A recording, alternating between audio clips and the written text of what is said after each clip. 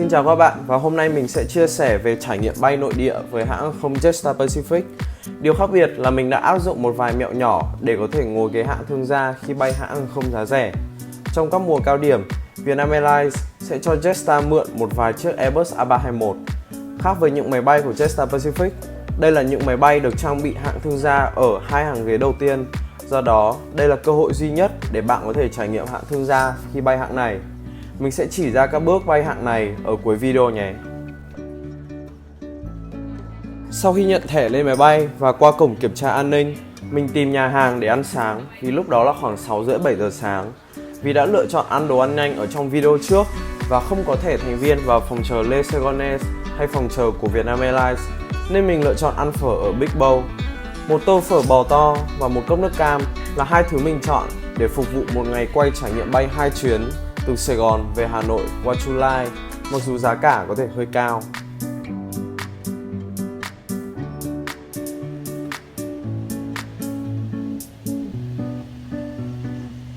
Sau một hồi nghỉ ngơi thì cũng đến lúc ra cửa khởi hành.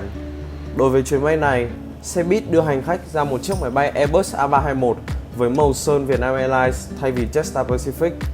Chiếc máy bay này có 8 ghế hạng thương gia và 196 ghế hạng phổ thông. Ghế của mình trên chuyến bay này là 1G, nằm ở hàng đầu tiên và bên phải máy bay.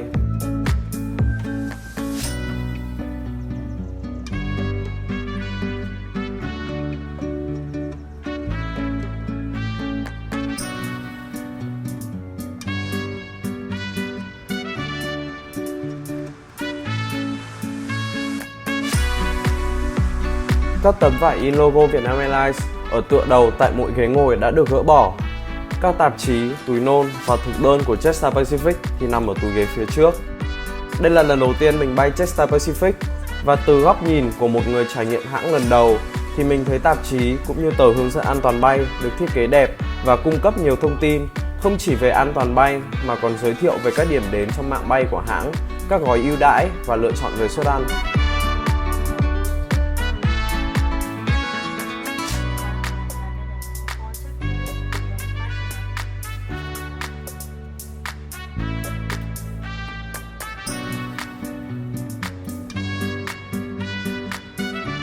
Một điểm cộng cho Jetstar Pacific vì có sự đa dạng về các món ăn như bánh chưng, cơm trộn, xôi, phở xào, bún xào hay mì gà.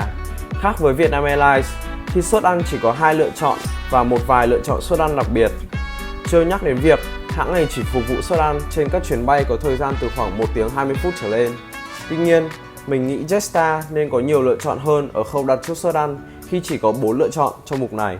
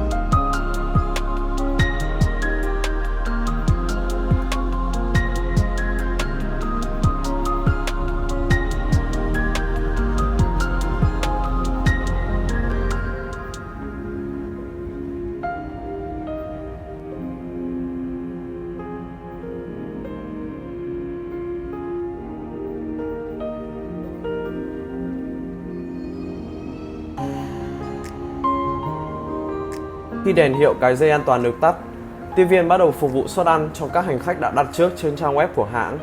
Mình đã đặt trước món bún xào chay. Món này gồm có bún xào, giò, cà rốt, rau trộn và các món làm từ đậu nành. Suất ăn này có giá 60.000 đồng trên các chặng bay nội địa và 110.000 đồng trên các chặng bay quốc tế. Nhận xét về suất ăn này, đây là một suất ăn có đủ độ nóng hổi. Tuy nhiên, phần bún xào hơi cứng và không hợp khẩu vị với mình lắm. Ngoài ra, hành khách ngồi ở hạng ghế này sẽ được phục vụ một gói hạt điều và một chai nước suối.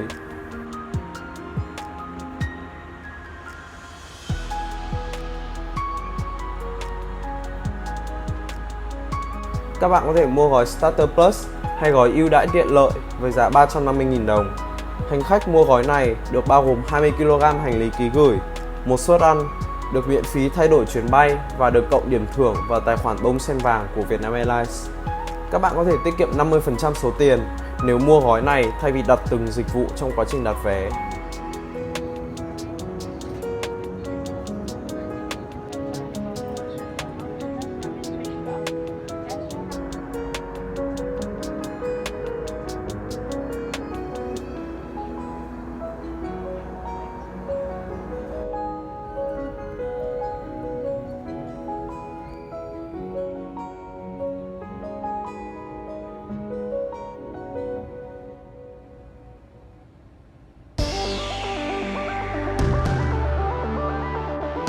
Để đặt dịch vụ này, trước tiên các bạn hãy truy cập trang web của Jetstar Pacific.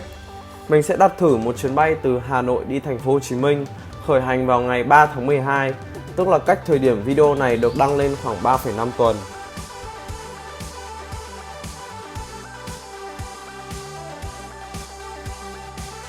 Trong lúc chọn chuyến bay, các bạn hãy chọn chuyến mà máy bay khai thác là 321 như trên màn hình, vì các máy bay Airbus A320 của Jetstar không có ghế hạng thương gia.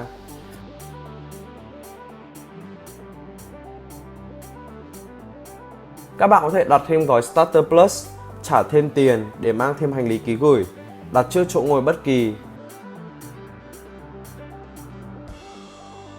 và cả gói bảo hiểm của hãng. Tổng chi phí của chuyến bay vào lúc này là 1.526.000 đồng.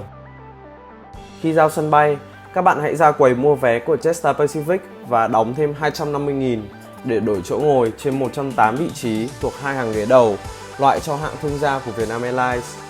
Sau khi trả tiền để nâng hạng ghế, tổng chi phí để trải nghiệm ghế hạng thương gia của Vietnam Airlines trên chặng bay này là 1.776.000 đồng. Để so sánh với Vietnam Airlines trên cùng chặng bay và cùng ngày khởi hành, giá vé rẻ nhất là 789.000 với hạng phổ thông và 5,3 triệu với hạng thương gia. Mặc dù không được hưởng các dịch vụ như vào phòng chờ, xếp hàng ưu tiên và chất lượng tốt hơn, mình nghĩ với giá 1,7 triệu, tức bằng 1/3 mức giá đồng hạng nếu mua trên trang web Vietnam Airlines, là mức giá hợp lý nếu bạn muốn trải nghiệm ghế ngồi hạng thương gia trên các tàu bay Airbus A321. Lợi ích của dịch vụ nâng lên hạng ghế này là khoảng cách rộng giữa các hàng ghế, diện tích và độ ngả ghế lớn hơn, được phục vụ miễn phí một chai nước suối, một gói hạt điều, được ưu tiên phục vụ trước và được xuống máy bay sớm hơn.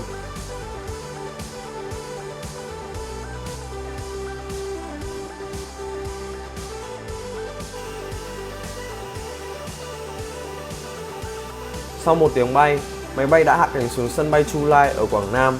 Mình sẽ quá cảnh ở đây khoảng vài tiếng trước khi lên chuyến bay về Hà Nội với hãng Vietjet Air. Cảm ơn các bạn đã theo dõi và nếu thích video này, các bạn hãy like và subscribe để theo dõi các trải nghiệm sắp tới của mình một cách dễ dàng hơn.